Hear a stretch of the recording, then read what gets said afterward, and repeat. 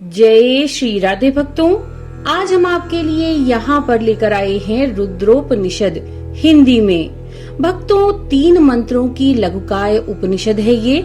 इसमें सबसे पहले श्रेष्ठ ब्राह्मण की स्थिति को स्पष्ट करते हुए कहा गया है कि जो शिव यानी शिवत्व लोक कल्याण की उपासना में लगे रहते हैं वही श्रेष्ठ ब्राह्मण हैं। शिव भक्ति से विहीन ब्राह्मण चांडाल की श्रेणी में परिगणित होगा।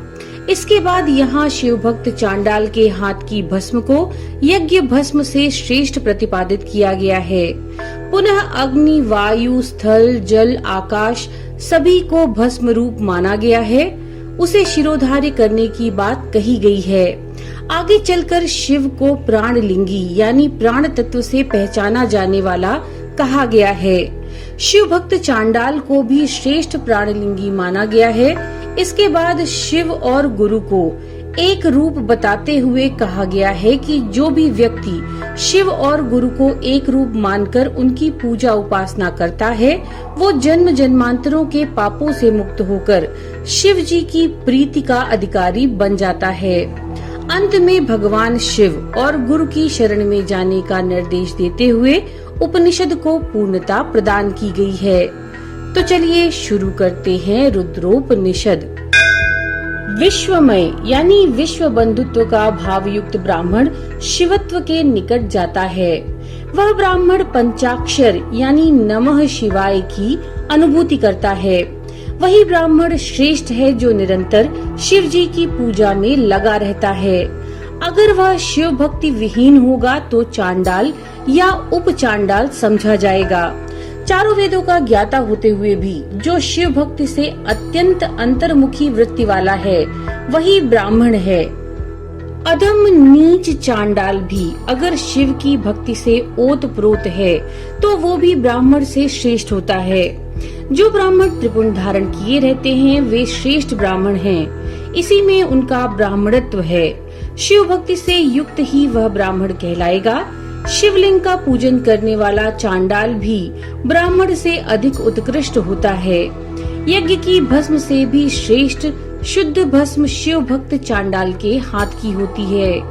ये भस्म कुछ ताम्र वर्ण श्वेत मटमैली धुएं के सदृश 3 प्रकार की होती है। विरक्त तपस्वियों के लिए शुद्ध, गृहस्थियों के लिए स्वच्छ साफ भस्म ठीक हुआ करती है। तपस्वियों को सभी तरह की भस्म धारण करना चाहिए अथवा शिव भक्ति से ओतप्रोत हो, अर्थात जिस भस्म में शिव भक्ति का ज्ञान के रूप में भाव कर लिया जाए उसे धारण कर लेना चाहिए। वही भस्म देवों के द्वारा भी ग्रहणीय है। अग्नि, वायु, स्थल, जल, आकाश इन सब को भस्म रूप हैं ऐसा जानकर धारण करना चाहिए। नहीं तो कहा गया है कि वे ईश्वर सभी और आँख वाले, मुंह वाले, हाथ वाले और पैर वाले हैं। एकमात्र पृथ्वी देवी आकाश को हाथ द्वारा प्रकट करती हैं। वह सभी के द्वारा प्रणाम करने योग्य हैं। समस्त लोग उन्हें प्रणाम करते हैं। इसलिए प्राणलिंगी यानी प्राण तत्व से पहचाना जाने वाला ही शिव है। जटा और भस्म को धारण करने वाला ही प्राणलिंगी सर्वश्रेष्ठ है। प्राणलिंगी शिव स्वरूप एवं शिव स्वरूप प्राणलिंगी हैं। जंगम रूप शिव हैं एवं शिव ही जंगम रूप हैं। प्राणलिंगियों को विशुद्ध सिद्धि नहीं हुआ करती। प्राणलिंगियों में जंगम श्रेष्ठ पूज्य है। तपस्वियों में शिव भक्त चांडाल भी श्रेष्ठ प्राणलिंगी है।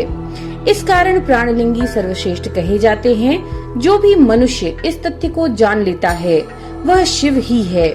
जो रुद्र हैं वही प्राणलिंगी हैं, दूसरा अन्य कोई नहीं है। ये आत्मा ब्रह्म एवं शिवमय है। ये गुरु रूप एवं शिव स्वरूप है। गुरुओं को ये संपूर्ण विश्व मंत्र के द्वारा धारण करना चाहिए, अर्थात वैदिक मंत्रों के प्रचार प्रसार से विश्व की स्थिति को व्यवस्थित रखना चाहिए। ये जगत देवों के अधीन है और वे देव उन मंत्रों से विस्तार पाते हैं। वे देव ही हम सभी के गुरु हैं। समस्त गुरुओं एवं सर्वज्ञों के गुरु द्वारा प्रदत्त यह अन्न पर ब्रह्म है। ब्रह्म को स्वयं के अनुभव द्वारा ज्ञात किया गया है। शिव जी ही गुरु हैं और गुरु शिव ही लिंग स्वरूप हैं। वेदों में निराकार ब्रह्म के संकेत चिन्ह हैं। दोनों के प्रकाशित होने के कारण प्राण स्वरूप एवं महेश्वर होने के कारण शिव ही परम गुरु हैं। जहाँ गुरु हैं वहाँ शिव हैं। शिव एवं गुरु रूप ही में वे महेश्वर हैं। भ्रमर कीट सिद्धांत के द्वारा सदैव शिव जी का ध्यान चिंतन करने वाले शिव योगी शिव पूजा के मार्ग में एवं गुरु पूजा में लगातार एक चित्त होने के कारण महेश्वर के पूजन से मुक्त हो जाते हैं। शिवलिंग का अभिषेक करने से संपूर्ण पाप विनष्ट हो जाते हैं। गुरु के अभिषेक से तथा महेश्वर के चरणामृत से जन्म जन्मांतरों के पाप धुल जाया करते हैं। इन सभी से प्रेम करना ही शिव से प्रेम करना है। इसकी तृप्ति ही शिव तृप्ति है। इनके पास में रहना ही परम पवित्र कार्य है। उनका निरसन अर्थात निराकरण शिव निरसन ही है। इस तरह का ज्ञान रखने वाला पुरुष सदैव आनंद से ओतप्रोत रहता है। इसलिए भगवान शिव की शरण प्राप्त करनी चाहिए, गुरु की शरण प्राप्त करनी चाहिए। यही श्रेष्ठ और पवित्र है। तो भक्तों, ये था रुद्रोपनिषद हिंदी में। नमो नारायण।